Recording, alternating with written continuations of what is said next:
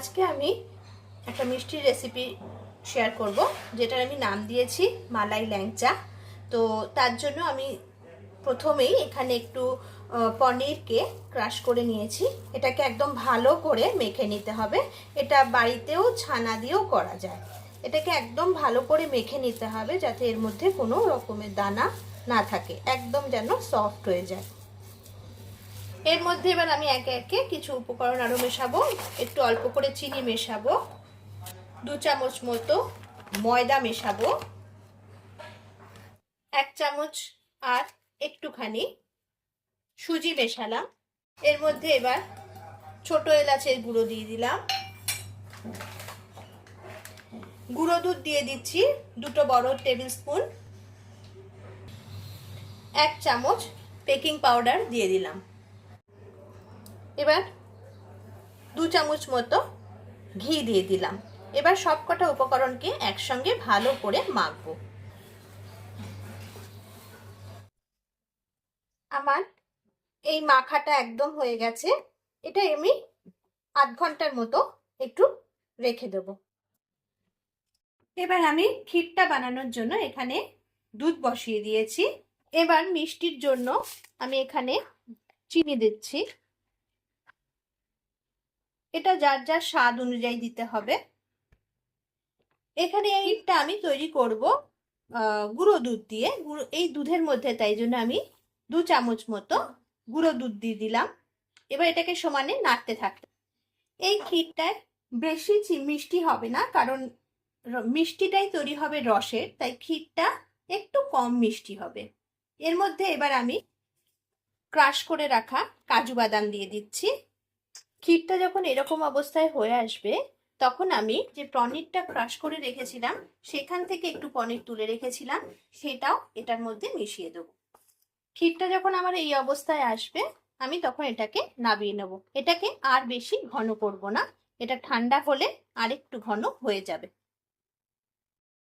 এবার আমার এই ছানা মাখাটাকে ভালো করে আর একটু মশটে নিয়ে এগুলো থেকে একটু করে লেচি কেটে নিচ্ছি।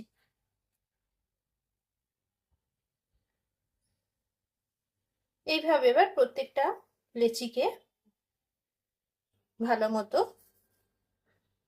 গোল করে নিয়ে একদম প্লেন করে এগুলোকে আমি ল্যাংচার শেপ দিয়ে নিচ্ছি। একদম যাতে প্লেন থাকে, কোনো ফাটা যেন না থাকে, তাহলে ক্র্যাক থাকলেই কিন্তু এটা ফেটে যাবে। এভাবে আমি প্রত্যেকটাকে তৈরি করে নিচ্ছি। আমার সবকটা লেচি তৈরি করা হয়ে গেছে। এবার আমি কড়ায় তেল বসিয়ে দেব। বেশ ডোবা তেলেই মিষ্টিটা ভাজতে হবে। আমি কড়ায় তেল বসিয়ে দিয়েছি। তেলটা অল্প আঁচে বসিয়েছি, আর তেলটাও খুব একটা গরম না, হালকা গরম তেলে এগুলো আমি ছেড়ে দিচ্ছি, যাতে ভালো করে ভেজে এটা ওপর থেকে নিচ থেকে ওপরে উঠে আসে। তাহলে পুরোপুরি এটা মিষ্টিটা ভাজা হবে। মিষ্টিটা ভাজা হতে হতে এখানে আমি একটা চিনির রস তৈরি করব। তার জন্য এখানে চিনি আর জল নিয়ে নিচ্ছি। এইটা একটা ছড়ানো পাত্রে আমি রসটা তৈরি করব। মিষ্টিগুলোকে এরকম লাল লাল করে ভালো করে ভেজে নেব। আমি মিষ্টিগুলোকে প্রত্যেকটা এভাবে ভেজে নিয়েছি লাল লাল করে। আর এখানে একটু রস বসিয়ে দিয়েছি, চিনির রস। রসটা যখন এরকম ভাবে ফুটে আসবে, আমি তখন এর মধ্যে আমার ভেজে রাখা মিষ্টিগুলো দিয়ে ফোটাতে লাগবো। এভাবে আমি 15 মিনিট মতো এটাকে ঢাকা দিয়ে রেখে দিয়েছিলাম। এবার ঢাকাটা খুলে দেখবো মিষ্টিগুলো কত দূর হয়েছে। মিষ্টিগুলো অনেকটাই ফুলে উঠেছে। এবার আমি গ্যাসটা বন্ধ করে মিষ্টিগুলোকে 7-8 ঘন্টা মতো এই রসটার মধ্যে রেখে দেব। আমার মিষ্টিগুলো 7 ঘন্টা মতো আমি রসের মধ্যে ভিজিয়ে রেখেছিলাম। এগুলো এবার আমি একটা প্লেটে তুলে নেব রস থেকে। সবকটা মিষ্টিকে আমি রস থেকে তুলে নিয়ে এভাবে অর্ধেক অর্ধেক করে কেটে নিয়েছি। মিষ্টিগুলোর মধ্যে রস ভালো মতো ঢুকে গেছে। আমি আরো ওপর থেকে একটু করে রস এর মধ্যে দিয়ে দিয়েছি। এবার আমার যে মালাইটা বানিয়ে রেখেছিলাম সেই মালাইটা প্রত্যেকটা মিষ্টির ওপরে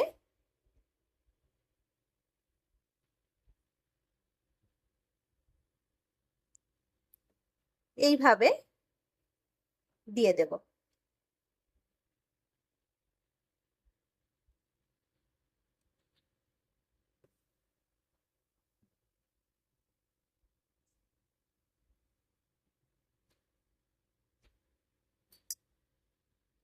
এইভাবে প্রত্যেকটা মিষ্টিকে আমি ওপরে মালাইটা দিয়ে নেব।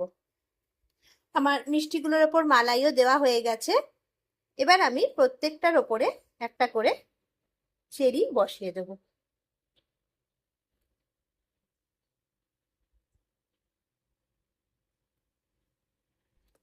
আমার মালাই ল্যাংচা একদম তৈরি। আশা করি আপনাদের প্রত্যেকে খুব ভালো লেগে থাকবে। যদি ভালো লেগে থাকে একবার বানিয়ে ফেলুন, আর কেমন হয়েছে আমাকে অবশ্যই কমেন্ট করে জানাবেন। আর এতক্ষণ আমার সঙ্গে ভিডিওটিতে থাকার জন্য থ্যাংক ইউ। আশা করি আমার ভিডিওগুলো ভালো লাগলে আপনারা লাইক শেয়ার কমেন্ট করবেন। আর যারা নতুন আমার চ্যানেলে তারা একটু আমার চ্যানেলটিকে সাবস্ক্রাইব করবেন। Thank you. তাহলে আজ এই পর্যন্ত, আবার আমি আর একটা নতুন রেসিপি নিয়ে আসবো।